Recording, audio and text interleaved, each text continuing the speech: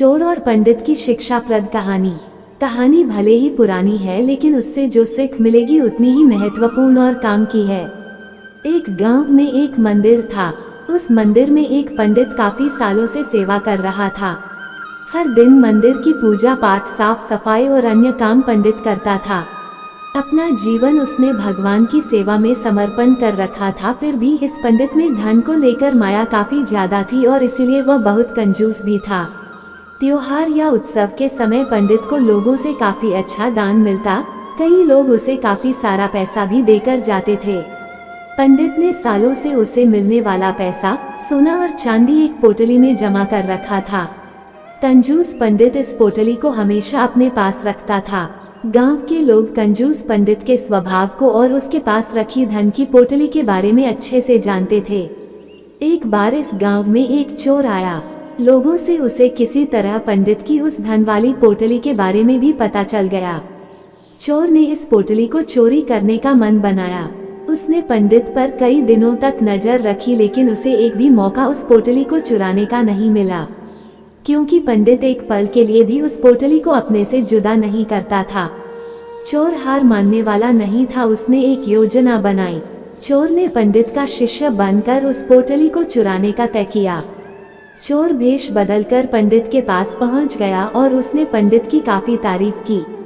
चोर ने पंडित के तारीफों के पुल बांधते हुए उसे कहा कि वह भी पंडित की तरह ही ज्ञानी और समझदार बनना चाहता है। उनके साथ रहकर पूजा पाठ और मंदिर के बाकी काम सीखना चाहता है। एक अनजान व्यक्ति के मुंह से अपनी इतनी ज्यादा तारीफ सुनकर पंडित को बहुत अच्छा लगा और उसने उसे अपना शिष्य स्वीकार कर लिया। अब वह चोर पंडित के साथ ही रहने लगा। कहाँ पंडित जहाँ भी जाता वह चोर भी उसके साथ जाता।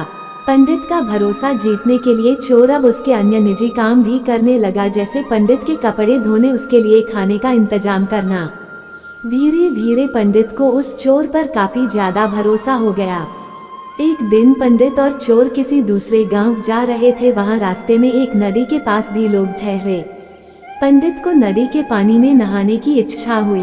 पंडित ने अपने धन की पोटली चोर के पास रखते हुए उसे कहा कि मैं नदी में नहाने जा रहा हूँ। चोर इतने दिनों से इसी मौके की तलाश में था। पंडित जैसे ही नदी के पानी में नहाने के लिए गया, चोर उसकी धन की पोटली लेकर वहां से भाग गया। दोस्तों, हमें विश्वास करना चाहिए। विश्वास से ही दुनिया चलती है। लेकिन हमें किस पर विश्वास करना चाहिए, ये बहुत महत्वपूर्ण बात है।